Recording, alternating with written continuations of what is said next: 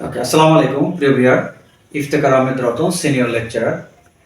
আজকে আমি আমার ব্যক্তিগত বিষয়টা আপনাদের সাথে শেয়ার করব যে আমার ব্যক্তিগত পরিচয়টা কি। আমি ইফতেখার আহমেদ রতন। আমি পড়াশোনা করেছি ইংরেজি ভাষা এবং সাহিত্যে। আর আরেকটা বিষয়, আমি আপনার 1997 সাল থেকে 2022 পর্যন্ত এই দীর্ঘ সময় আমি আপনার philosophy, Sufism, western philosophy, Indian philosophy, Vedanta দর্শন, উপনিষদ, তারপর আপনার এই ইউরোপিয়ান ফিলসফি, এগুলো আমার আগে থেকেই আমার একটা ইন্টারেস্টেড ছিল। আমি এইসব বিষয়ে সুদীর্ঘ সময় ধরে আমি এগুলো পড়াশোনা করেছিলাম। সাম্প্রতিক আমি একটা চ্যানেল খুলেছি আমার ফেসবুক। আমি কিছু ভিডিও দিয়ে থাকি, সেটা হচ্ছে ফিলসফি অ্যান্ড রিলিজিয়ন নিয়ে। এখানে একটা বিষয় আমি আপনাদের সাথে শেয়ার করতে চাই। হয়তো অনেকে মন্তব্য করতে পারেন বা ভাবতে পারেন যে আমি তো ইসলামিক স্কলার নই, তাহলে কিভাবে সেটাকে এক্সপ্লেন করি। হ্যাঁ, আসলে আমার এক্সপ্লেন করার যে প্ল্যাটফর্মটা, আমি কিন্তু একটু ডিফারেন্ট অ্যাঙ্গেলে এক্সপ্লেন করার চেষ্টা করি।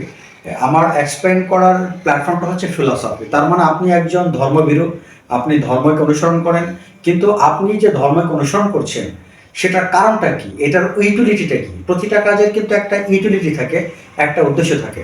তো আমরা যখন ওই কাজটার উদ্দেশ্যটা জানতে পারি, কেন ওই কাজটা করা হচ্ছে, কেন পবিত্র কোরআন এবং হাদিসে এইভাবে আলোচনা করা হয়েছে, কেন এটা আদেশ করা হয়েছে, কেন এটা নিষেধ করা হয়েছে, আমরা কিন্তু দেখা যায় ট্রেডিশনালি কিন্তু এটার সিগনিফিকেন্সটা না জেনে কিন্তু আমরা এই ধর্মীয় যে অনুশাসন, রিচুয়াল অ্যাক্টিভিটিস, আমরা এটাকে ফলো করি। এতে দেখা যায় কি আমাদের স্পিরিচুয়াল ডেভেলপমেন্টটা হিন্ডার্ড হয়, বাধাগ্রস্ত হয়। তো আমার এই চ্যানেল খোলা বা আমি ফেসবুকে যে ভিডিওগুলো দিয়ে থাকি, তার মূল লক্ষ্য হচ্ছে একটাই, যে আপনারা এই ইসলামিক দর্শনটা ভালো করে জেনে ধর্মের সাথে ফিলসফির একটা অ্যাডজাস্টমেন্ট করে আপনারা যদি ইবাদত বন্দেগী করেন, তাহলে আপনাদের কয়েক গুণ, আপনাদের ডেভেলপমেন্টটা কয়েক গুণ বাড়বে। কারণ প্রতিটা ধর্মের একটা বেসিক, একটা ফাউন্ডেশন থাকে। ওই ফাউন্ডেশনটা অনেকেই জানেন না, জাস্ট তারা এটা ধর্মীয় হুকুম মনে করেন, তারা ধর্মকে পালন করেন। এই জায়গাটা হচ্ছে একটা প্রবলেম। কিন্তু অনেক জায়গায় ছাড় দেওয়া আছে, কিন্তু আপনি সেটা ছাড়টা বুঝছেন না। আপনি কুসংস্কার আবদ্ধ হয়ে আপনি এটা করছেন। আপনি বেসিকটা না জানার থাকার কারণে আপনার স্পিরিচুয়াল ডেভেলপমেন্টটা হচ্ছে না। দেখেন, আমি ভিডিওটা লম্বা করবো না।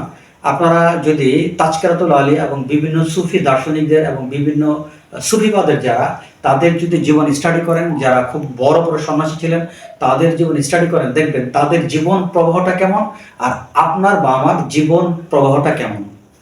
তাদের কথাবার্তা অনেকটা আমাদের কাছে রহস্যময় মনে হয়। আসলে বিষয় কি জানেন, তাদের ধর্মের টোটাল বেসিক ফাউন্ডেশনটা তাদের হাত মুঠে ছিল।